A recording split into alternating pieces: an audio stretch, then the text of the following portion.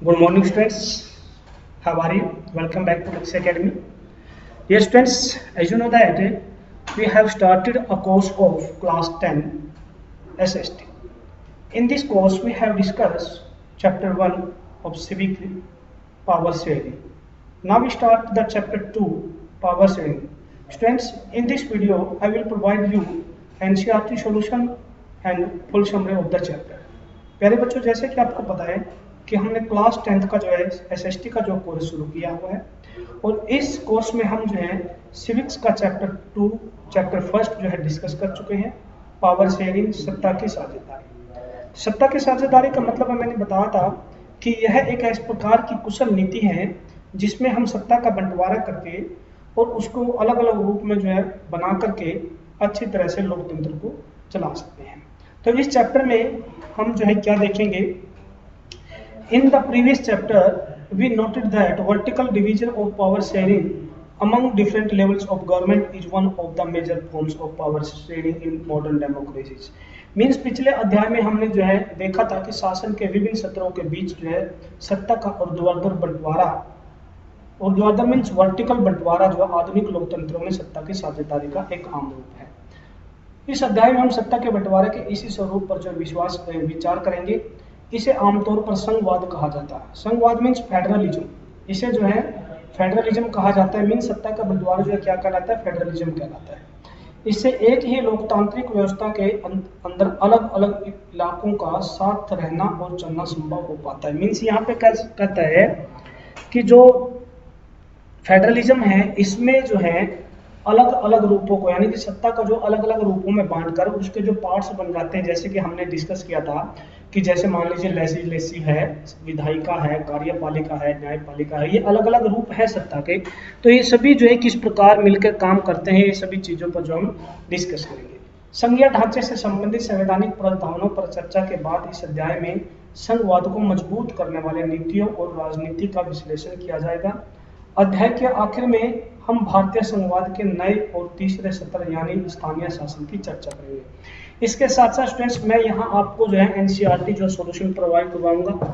NCERT का जो full solution आपको इस चैप्टर में मिलेगा और यहाँ पर जो बेसिकली जो है हार्ड क्वेश्चन होंगे उनके बारे में भी आपको डिटेल से मिलेंगे। तो students let us start the topic without waste of time. Before start the topic I request to please subscribe my channel for regular updates. प्यारे बच्चों, चैप्टर को शुरू करते हैं। आइए एक बार फिर पिछले अध्याय में दिए गए बेल्जियम और श्रीलंका के अंतरों पर गौर करें। मीन्स आपने देखा होगा कि जो हमने पिछले वाले चैप्टर में जो है बेल्जियम और श्रीलंका के एग्जाम्पल जो पढ़े थे कि किस प्रकार जो है वहाँ पर जो है अलग अलग धर्मों के लोग और अलग अलग कम्युनिटी के लोगों के बीच जो डिस्प्यूट शुरू हो जाता है। तो बेल्जियम के संविधान में जो प्रमुख बदलाव किए गए उनमें केंद्रीय सरकार की शक्ति में कमी करना भी एक था और ये अधिकार प्रांतीय सरकारों को दिए गए। बेल्जियम में उससे भी पहले प्रांतीय सरकारें थी, तब भी उनकी अपनी भूमिका थी, अपने अधिकार थे, पर ये अधिकार उनको केंद्र द्वारा दिए गए थे और इन्हें केंद्रीय सरकार वापस भी ले सकती थी, तब भी उनकी ले सकती थी, पर ये अधिकार जो है सरकार को केंद्र के द्वारा दिए गए थे और इन्हें सरकार वापस ले भी सकती थी। ये यहाँ पे जो है सन 1993 में कुछ बदलाव हुए और प्रांतीय सरकारों को कुछ संवैधानिक अधिकार दिए गए। इन अधिकारों के लिए प्रांतीय सरकारें अब केंद्र पर निर्भर नहीं रही। इस प्रकार बेल्जियम ने एकात्मक शासन की जगह जो है संघीय शासन जो है प्रणाली जो है अपना ली, यानी कि उसमें जो है अनार्की सिस्टम को हटाकर जो है फेडरलिज्म जो अपनाया और जिससे कि जो है पूरे देश में जो है एक समान जो है कानून लागू हो चुका। दूसरी तरफ हम श्रीलंका में व्यवहारिक रूप से अभी भी एकात्मक शासन व्यवस्था है जिसमें केंद्रीय सरकार के पास ही सारे अधिकार हैं। ठीक है बच्चों, यहाँ पर जो है एकात्मक सरकार और केंद्रीय सरकार, ये हमने जो है दो सरकार के बीच में पता चला यहाँ पर जो है, ठीक है, यूनिटरी पावर जिसको हम बोलते हैं। ठीक है, Sri Lanka continues to be for our practical purpose unitary power. ठीक है, वहां पर जो अभी भी जो है क्या है, एकात्मक सरकार है। और वहां पर देखेंगे हम कि तमिल के नेता चाहते थे कि देश में सच्चे अर्थों में संघीय शासन व्यवस्था जो है कायम हो। ठीक है, जो तमिल के जो नेता थे वो चाहते थे कि वहां पर जो है अभी भी जो है एक कैसी सरकार कायम हो, वहां पर जो संघीय फेडरलिज्म की जो सरकार जो है कायम हो। संघीय शासन व्यवस्था में सर्वोच्च सत्ता केंद्रीय सरकार और उसकी विभिन्न आनुषंगिक इकाइयों के बीच जो है बंट जाती है। यहाँ पर देखिए, ये देखिए आनुषंगिक का मतलब होता है इक्वल, ठीक है, जो इक्वल होती है उनके अंदर जो है बंट जाता है, डिवाइडेड जो है हो जाती है central authority and the various constituent units of the country. यही यहाँ पे कॉन्स्टिट्यूएंट यूनिट्स यानी कि उसके बराबर की जो इकाइयां उसमें बढ़ जाती है। आमतौर पर संघीय व्यवस्था में दो स्तर पर सरकारें होती हैं। इसमें एक सरकार पूरे देश के लिए होती है जिसके जिम्मे जो है राष्ट्रीय महत्व के विषय होते हैं। देखिए, try to understand this point कि here he wants to say, ये कहना चाहता है यहाँ पे कि आमतौर पर जो फेडरलिज्म गवर्नमेंट होती है, जो फेडरलिज्म सिस्टम होता है, उसके अंदर क्या था, one is the government for the entire country that is usually responsible for a few subjects of common national interest. यानी कि ये कहना चाहता है कि एक सरकार जो केंद्र सरकार होती है जिसके अंदर जिसके हिस्से क्या आते हैं, राष्ट्रीय महत्व के विषय, ठीक है, नेशनल इंटरेस्ट आते हैं, कॉमन नेशनल इंटरेस्ट जो है आते हैं। फिर राज्य या प्रांतों के सरकार की सत्र की गवर्नमेंट आती है। उसके बाद क्या होता है, other are government at the level of provinces of states that look after much of the day to day administrating of their state. ये कहना चाहते हैं यहाँ पर जो दूसरे लेवल की जो सरकार है वो आमतौर पे जो है राज्य सरकार कहलाती है, और राज्य सरकार जो है राज्य के लेवल के ही जो है विषय होते हैं उनको देखती है, और दैनंदिन कामकाज को, दैनंदिन में एवरीडे के जो काम है उनको देखती है। सत्ता के इन दोनों सत्र की जो सरकारें हैं अपने अपने लेवल पर जो स्वतंत्र होकर काम करती है, यानी कि डिपेंडेंट नहीं होती, दे आर इंडिपेंडेंट, ठीक है, वो बिल्कुल तरह से एक तरह से जो है फ्री होती है, और वो जो है both this level of the government enjoy their power independent of the other, अपने अपने लेवल से जो है वो काम करती है। सो इस अर्थ में संघीय शासन व्यवस्था एकात्मक शासन व्यवस्था से ठीक उलट है। तो in this way we can say that unitary government is different, totally different to federalism government, यानी कि जो एकात्मक सरकार है वो पूरी तरह से जो है संघीय सरकार से अलग है, डिफरेंट है, ठीक है बच्चों। तो यहाँ पे आप ये देख सकते हो, क्योंकि यहाँ पे जो है एकात्मक व्यवस्था में शासन का एक ही सत्र होता है, एक ही लेवल होता है, बाकी इकाइयां उसके अंडर काम करती है, और जबकि इसमें केंद्रीय सरकार प्रांतीय या स्थानीय सरकारों को आदेश दे सकती है, पर संघीय व्यवस्था में ऐसा नहीं है। ये आप देख सकते हो यहाँ पे जो है मॉन्ट्रियल किंगस्टन हैंडबुक और फेडरल कंट्रीज 2002, ये जो है कुछ गवर्नमेंट्स जो है दिखाई गई, यहाँ पे आप देख सकते हो। हालांकि दुनिया के 193 देशों में से केवल 25 देशों में संघीय शासन व्यवस्था है, लेकिन इन देशों में दुनिया की 40% पॉपुलेशन रहती है। दुनिया के अधिकतर बड़े देश संघीय हैं। क्या आप इस मानचित्र में इस नियम का एक अपवाद ढूंढ सकते हैं? देख लीजिए आप। ये कहना चाहता है कि 193 कंट्रीज में से 193 देश यहाँ पे दिखाए गए हैं, ठीक है, देख लीजिए 193 कंट्रीज हैं। 193 में से केवल 225 कंट्रीज में, और ये देखिए आप रिपोर्ट देखिए कब की है, 2002 की, काफी ओल्ड जो है रिपोर्ट, इसके बाद काफी चेंजेस आ चुके हैं, कुछ और कंट्रीज हैं जो फेडरलिज्म में चेंज हो चुके हैं, ठीक है बच्चों। तो 193 देशों में से केवल यहाँ पे जो हम देखते हैं 25 countries are run by federalism government, ठीक है, और उसके बावजूद यदि हम देखें कि 40% पॉपुलेशन यहाँ पे जो है सर्वाइव करती है, यानी कि हम कह सकते हैं कि 40% पॉपुलेशन जो है संघीय सरकार को जो है फॉलो करती है। तो आइए आगे देखते हैं। केंद्रीय सरकार राज्य सरकार को कुछ खास करने का आदेश नहीं दे सकती। राज्य सरकारों के पास अपनी शक्तियां होती हैं और इसके लिए वह केंद्रीय सरकार को जवाबदेह होती है।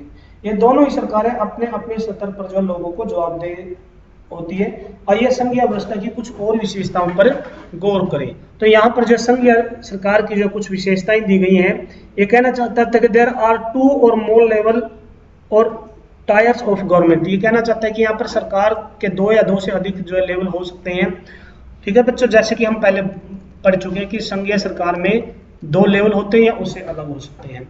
अलग अलग स्तर की सरकारें एक ही नागरिक सतह समूह पर कानून शासन करती है, पर कानून बनाने और कर वसूलने और उनका प्रशासन उनका अलग अपना अपना अधिकार अक्षेत्र होता है। यानी कि उनके जो ज्यूरिडिक्शन होती है, अधिकार अक्षेत्र होता है, वो जो है अपना अपना होता है, लेकिन एक ही समूह पर जो है वो शासन करती हैं। नंबर 3 की बात करें कि विभिन्न सत्रों की सरकारों के अधिकार अक्षेत्र संविधान में स्पष्ट रूप से वर्णित होते हैं। यहाँ पर यह कहना चाहता है कि जब the jurisdiction of the respective level of the tiers of the government are specified in the constitution, यानी कि संविधान में बिल्कुल क्लियर लिखा होता है कि किस लेवल की सरकार के जो है कौन से अधिकार हैं। इसलिए संविधान सरकार के हर लेवल के अस्तित्व और प्राधिकार की गारंटी और सुरक्षा देता है। तो ये कहता है कि so the existence and the authority of each tyre of the government is constitutionally guaranteed, यानी संविधान जो है सभी सरकारों की जो पूरी गारंटी और सुरक्षा की जो बात करता है। तो नंबर 4 पे हम देखते हैं संविधान के मौलिक प्रावधानों को किसी एक लेवल की सरकार अकेले नहीं बदल सकती। मींस अ सिंगल गवर्नमेंट, ठीक है, fundamental provisions of the constitution can not be unilaterally change by level of a government, यानी कि अकेले सरकार जो है किसी भी अधिकार को, किसी भी कानून को चेंज नहीं कर सकती।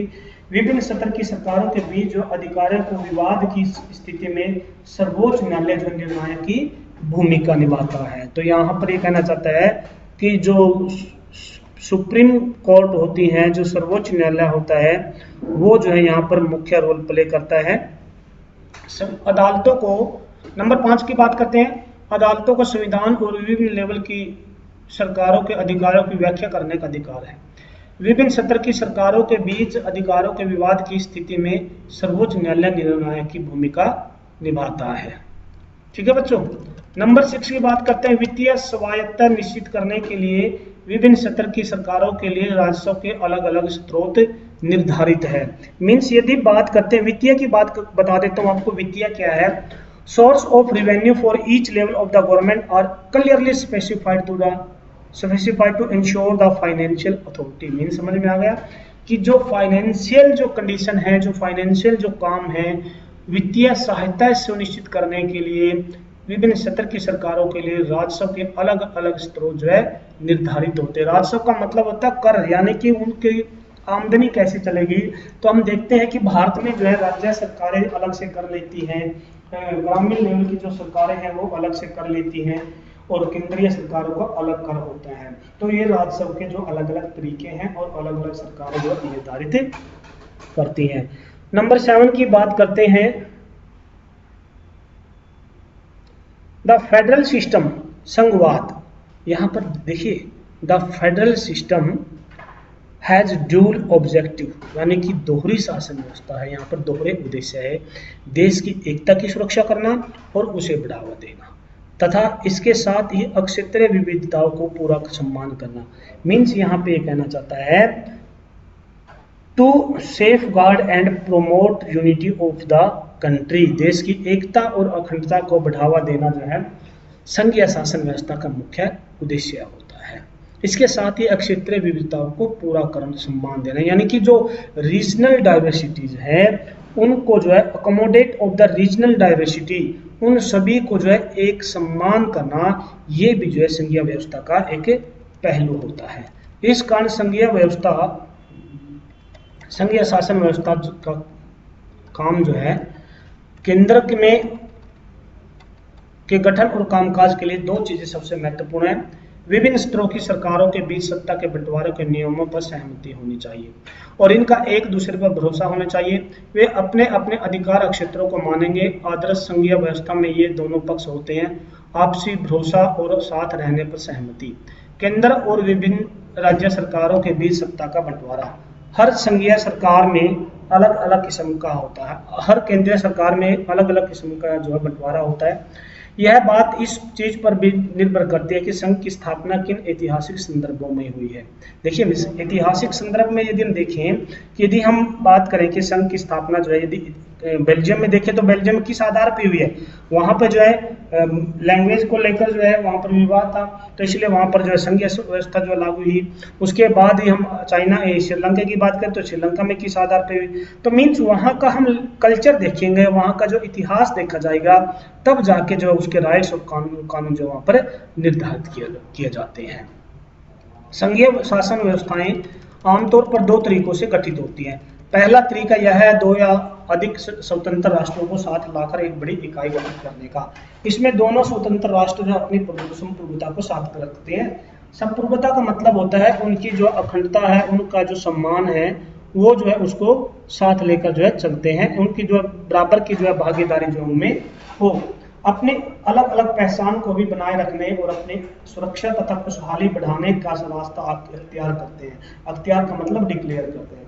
साथ आकर संघ बनाने के उदाहरण है संयुक्त राज्य अमेरिका, स्विट्जरलैंड, ऑस्ट्रेलिया वगैरह वगैरह। इस तरह की संघीय व्यवस्था लाने वाले मुल्कों में आमतौर पर प्रांतों को समान अधिकार होता है और वे केंद्र के वृक्ष ज्यादातर ताकतवर होते हैं। केंद्र के वृक्ष मीन्स यानी कि कमिंग टुगेदर फेडरेशन के यानी इक्वल जो है वो ज्यादा जो है पावरफुल हो जाते हैं। संघीय शासन व्यवस्था के गठन का दूसरा तरीका है बड़े देश अपनी आंतरिक विविधता को ध्यान में रखते हुए। आप इसको जो है इसमें एग्जाम्पल देख सकते हैं। हमारा भारत जो है इसका एक एग्जाम्पल है, देखेंगे आगे। रखते हुए अपने राज्यों का गठन करना और अपने राज्यों और राष्ट्रीय सरकार के बीच सत्ता का बंटवारा कर देना। देखिए उदाहरण के तौर पर देखें, सबसे पहले भारत इसमें सबसे पहले आता है, क्योंकि भारत क्या है, भारत जो डाइवर्सिटी के यहाँ पर एक बहुत बड़ी डाइवर्सिटी देखने को मिलती है। कल्चर की डाइवर्सिटी मिलती है, कल्चर है यहाँ पर जो अलग अलग है, यहाँ पे रिलीजियस यहाँ पर डाइवर्सिटी देखने को मिलती है। बेल्जियम और स्पेन इसके उदाहरण है। तो इस दूसरी श्रेणी वाली व्यवस्था में राज्यों के वृक्ष केंद्र सरकार ज्यादा ताकतवर हुआ करती है। अक्सर इस व्यवस्था में विभिन्न राज्यों को समान अधिकार दिए जाते हैं, पर विशेष स्थिति में किसी किसी प्रांत को विशेष अधिकार भी दिए जा सकते हैं। जैसे कि आप देख सकते हैं कि हरियाणा में जो है, यदि हरियाणा की बात करें या यूपी की बात करें, तो मीन्स यदि इंडिया की बात करें तो यहाँ पर कुछ ऐसे स्टेट हैं जिनको पर्टिकुलरली जो राइट्स दिए जाते हैं। जैसे अपने इंडिया में जो है जम्मू और कश्मीर जो इसका एक एग्जाम्पल था, क्योंकि इंडिया में जो है जम्मू और कश्मीर को जो कुछ डिफरेंट राइट्स जो है दिए गए थे। तो ये बच्चों ये थे पॉइंट्स जो है संघीय सरकार के दौरान जो है होने वाली कुछ महत्वपूर्ण पॉइंट्स यहाँ पर हमने डिस्कस किए, यानी कि संघीय व्यवस्था की कुछ विशेषताएं हैं। What are the characteristics of federalism, federalism की जो कौन कौन की विशेषताएं हैं ये यहाँ पर हमने डिस्कस की है। उसके बाद भारत में संघीय व्यवस्था देखते हैं बच्चों। हमने पहले देखा कि बेल्जियम और श्रीलंका जैसे छोटे देशों को भी अपने यहाँ की विविधता को संभालने में बड़ी मुश्किलें आती हैं। सोचे कि भारत जैसे विशाल मुल्क में यह काम कितना मुश्किल होगा, जहां बहुत सी भाषाओं, धर्मों और क्षेत्रों के लोग रहते हैं। हमारे देश में सत्ता की साझेदारी की व्यवस्था जो है बड़ी मुश्किल है। तो बच्चों यहाँ पे जो है what makes India a federal country, कि we have earlier seen how small countries like Belgium and Sri Lanka face too many problems of the managing diversity. What about a vast country like India with so many languages, religions and the regions? What are the power sharing arrangement in our India? आप कल्पना भी नहीं कर सकते कि भारत ने किस प्रकार जो है सत्ता की साझेदारी की व्यवस्था कायम की है। तो जहां इतनी सारी जो विविधता जो देखने को मिलती है, कौन कौन सी, जहां पे भाषाई आधार पर, धर्मों के आधार पर, क्षेत्रों के आधार पर लोग रहते हैं, धर्म के आधार पर लोग रहते हैं, तो उस क्षेत्र में जो है भाषाई आधार पर जो है हम किस प्रकार जो है देश में जो है सत्ता का बंटवारा कर सकते हैं, ये जो है हम यहाँ पर डिस्कस करेंगे। आइए संविधान से शुरुआत करें। Late us start with the constitution. India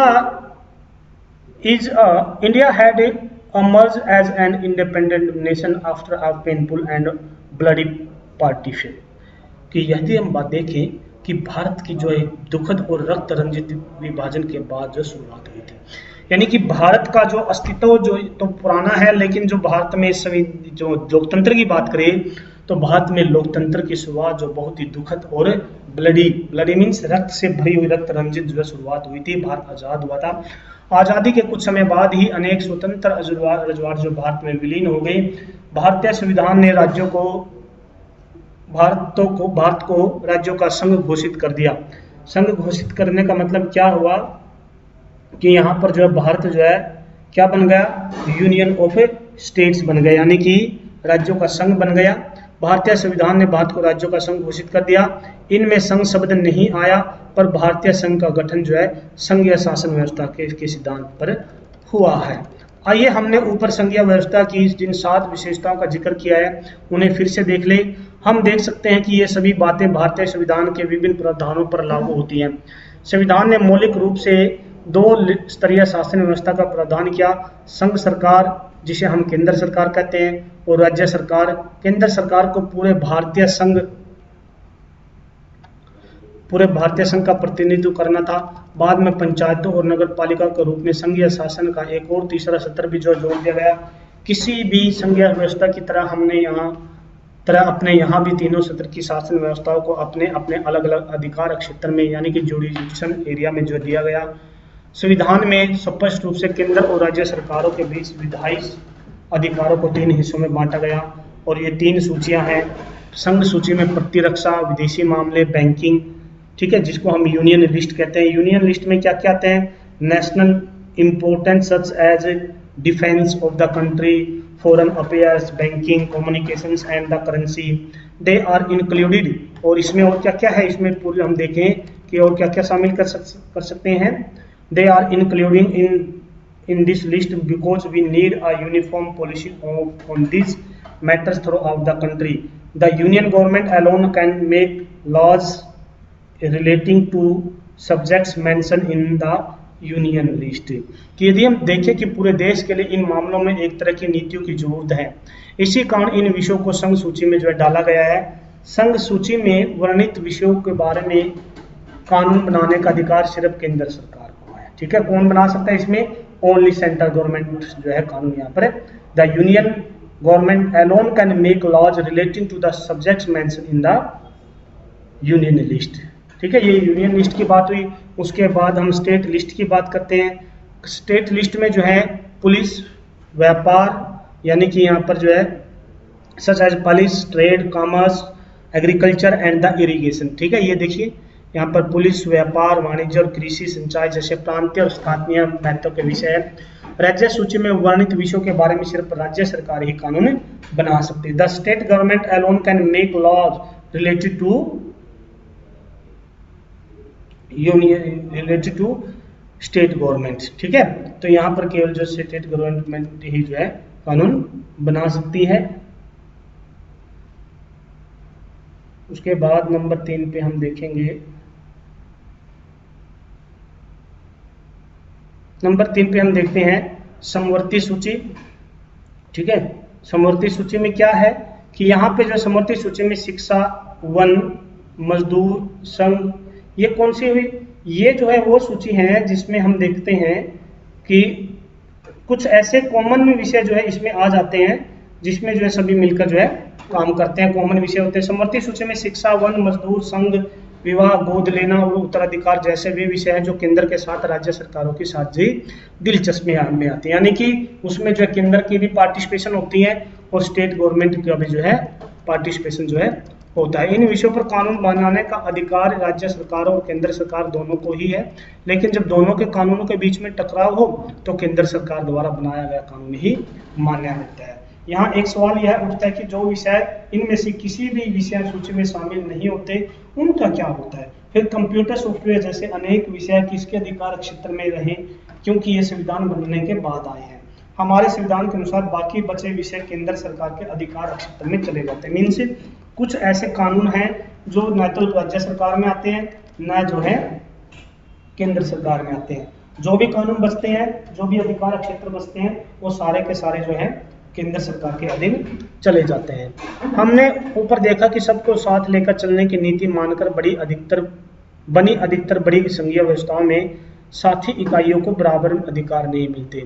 साथी इकाइयों का मतलब होता है कि इक्वल जो ऑर्गेन्स होती हैं गवर्नमेंट की, उनको जो बराबर के राइट से नहीं मिल पाते। भारतीय संघ के बारे में राज्यों को भी बराबर अधिकार नहीं है। कुछ राज्यों को विशेष दर्जा जो स्पेशल जो है लेवल दिया गया, जैसे कि असम, नागालैंड, अरुणाचल प्रदेश और मिजोरम अपने विशिष्ट सामाजिक और ऐतिहासिक परिस्थितियों के कारण भारत के संविधान के कुछ प्रावधानों यानी कि अनुच्छेद आर्टिकल 371 के तहत जो है विशेष शक्तियों का लाभ उठाते हैं। ये विशेष शक्तियाँ विदेशी लोगों, उनकी संस्कृति, सरकारी सेवाओं में अभी मान्य रोजगार के भूमि अधिकारों के संरक्षण के संबंधों में स्पष्ट रूप से उपयोगी है। भारतीय संघ की कई इकाइयों को बहुत ही कम अधिकार हैं, जैसे वे छोटे इलाके हैं, ठीक है, या तो वे छोटे इलाके या वहाँ पर जो है कुछ अलग प्रकार की जो नेचर देखने को मिलते हैं जो अपने आकार के चलते स्वतंत्र प्राप्त नहीं बन सकते थे। इन्हें किसी मौजूदा प्रांत में विलीन करना भी संभव नहीं है, जैसे चंडीगढ़ या महाद्वीप, लक्षद्वीप। चंडीगढ़ या लक्षद्वीप अथवा देश की राजधानी दिल्ली। ये इतने छोटे हैं कि ना तो इनको जो है राज्य का अधिकार मिल पाता है और न जो इनको सेंट्रल गवर्नमेंट में शामिल कर किया जाता है। तो ये ऐसे इलाके इसी कोटि में आते हैं और इन्हें जो केंद्र शासित प्रदेश द्वारा जो है रन किया जाता है। इन क्षेत्रों को राज्यों वाले अधिकार नहीं है। इन इलाकों का शासन चलाने का विशेष अधिकार केंद्र सरकार को प्राप्त है। केंद्र और राज्य सरकारों के बीच जो है सत्ता का जो है बंटवारा हमारे संविधान की बुनियादी बात है। अधिकारों के इस बंटवारे में बदलाव करना आसान नहीं है। अकेले संसद इस व्यवस्था में बदलाव नहीं कर सकती।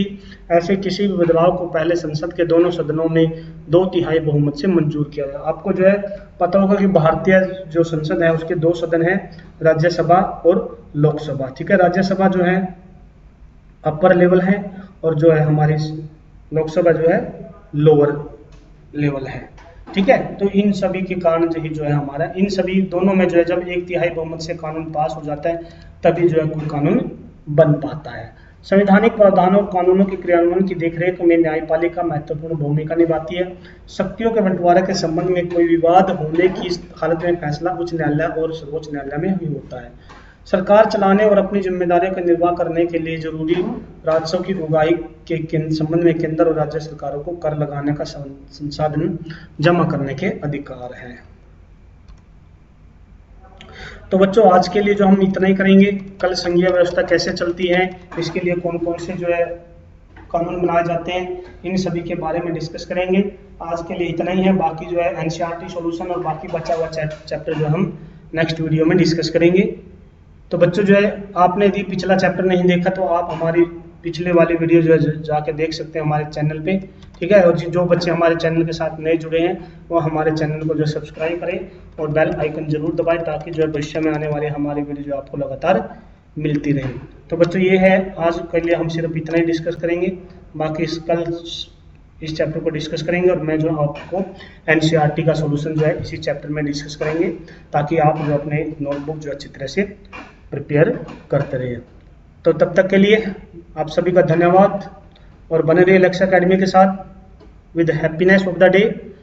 ओके बच्चों, धन्यवाद। Thanks and have a nice day.